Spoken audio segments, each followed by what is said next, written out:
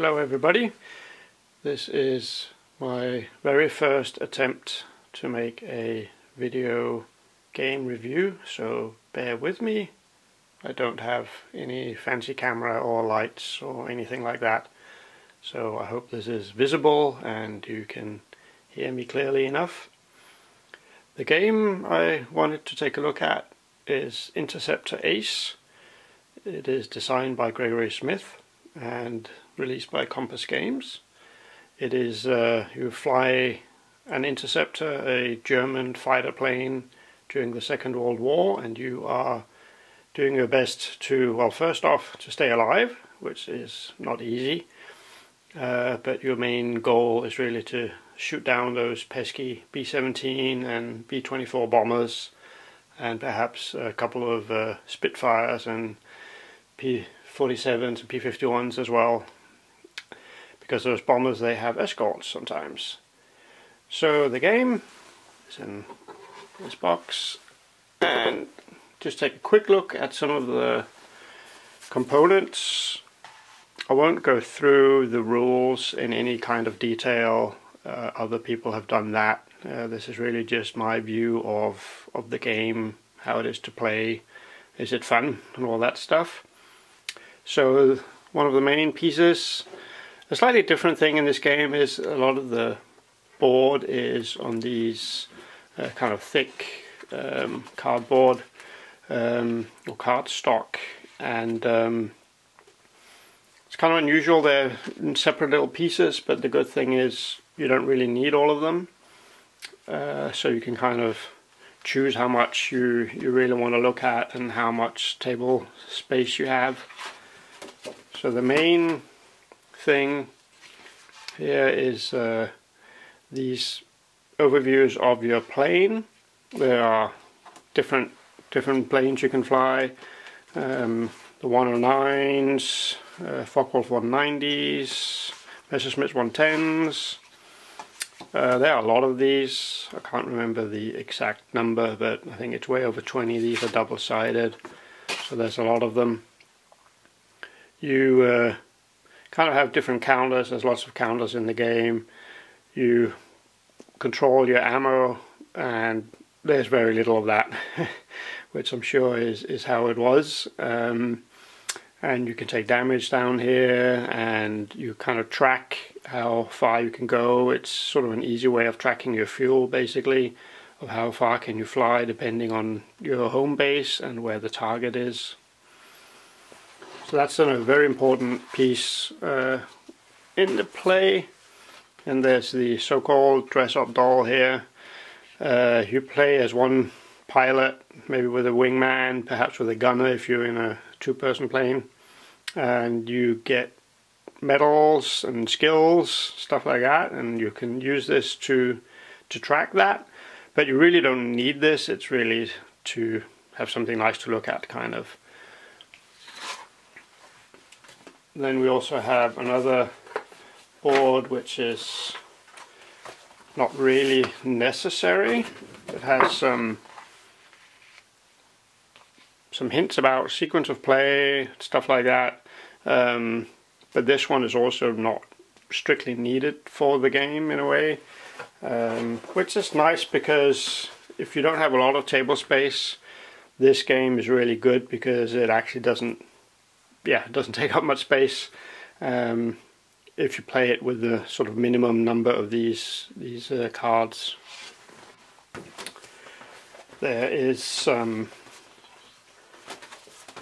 different sheets with all the tables. There's of course some roll dying you've got to do to figure out what happens. Different ones of these. And we have for the planes that you'll be fighting against, this is when you're fighting against other fighters. They also take damage, and it's tracked here. The position of your fighter versus the other, whether you're at advantaged or tailing each other or head to head. That's all shown on that. And they also have one for when you are fighting against the bombers. There's both, this is the sort of advanced rules, where you can check which direction you're heading towards the bomber, and that makes a difference in kind of the number of hits that both how easy it is for you to hit the bomber and how easy it is for the bomber to hit you. And there's another chart here for tracking the damage to the bomber. That's different whether it's a B-17 or B-24. And then of course there are some die with the game, and lots of little tokens here. I've put them in bags. For some, like these ones, you really don't need access to all of them for each game.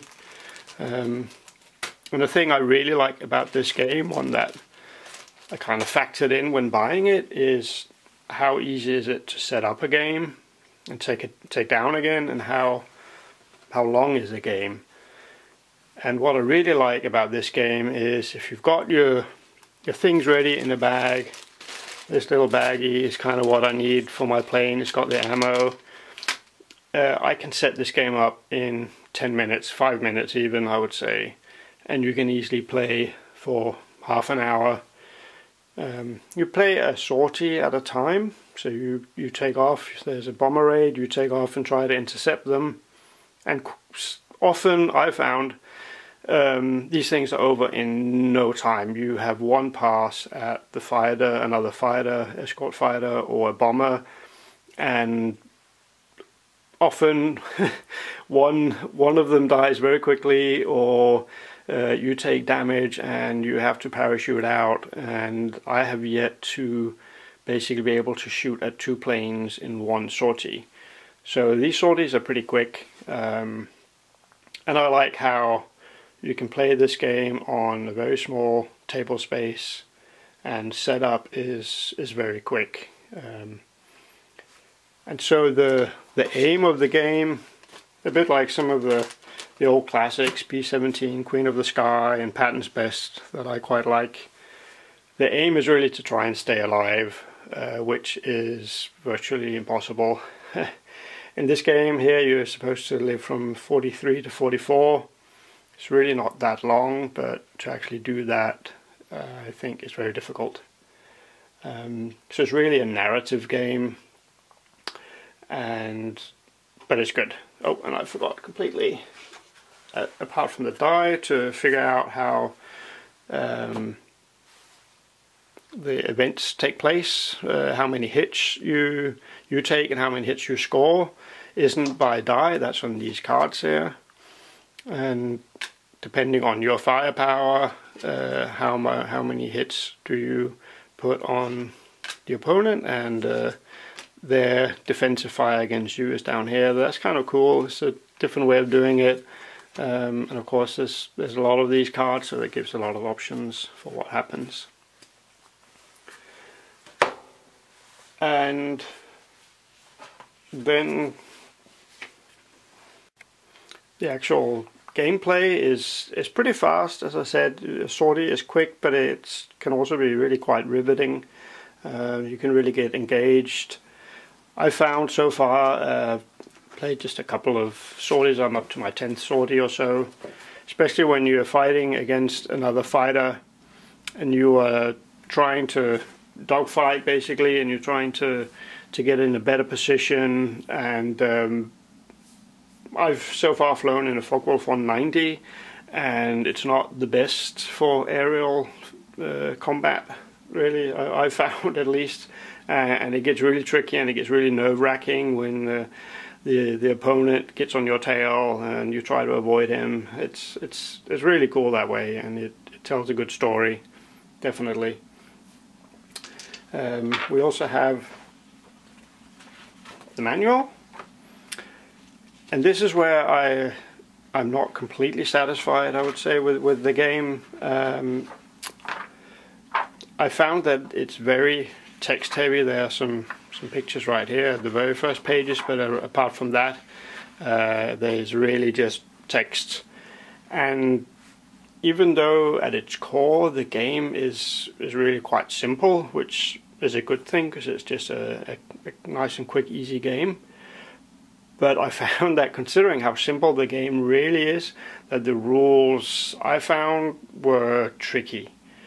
I had to really kind of try at it, and it took a while. It's worth it to get through it and understand the rules, but I feel like there's something could somehow have been done a little bit better. Some of the tables that you roll on, I find they don't really have references so well to what part of the rule is the B1 for, and other things like that. So I find the rules just, it feels like they could have been a little bit better. And some of these charts, the naming of them, there's some B's here and a B here, but then these are also B's for some reason, which I haven't figured out the system of why it's a B. And on this one, this is a B4 on the one side and then suddenly an R on the other, and it just makes it tricky, I found, to navigate where is the chart you're looking for and that kind of stuff. So it's a little bit of a shame, but it certainly doesn't take away from the fact that this is a great game. It's really fun,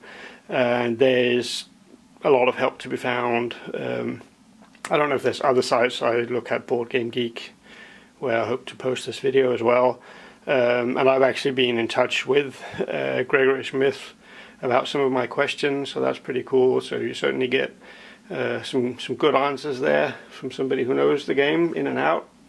The final thing on the game is just the cost of it. It's not a big deal, but I'm kind of surprised. This was $100, and when I compare it to Warfighter World War II from DVG Games, which I find is kind of, in a way, a bigger game, same box size and all that, but more stuff in the game, and heavy duty cardboard stock and that kind of stuff, and that was only $80, I think. So considering that the rules I don't find the best, I'm kind of surprised that it costs more than the other game, but I don't know the reasons for that. It's a great game. I'm having a lot of fun with it. See how far I survive, and so I can certainly recommend this if you like solitaire games with really story-driven games. It is pretty neat. So I hope this can help people decide whether to get the game or not. Thank you.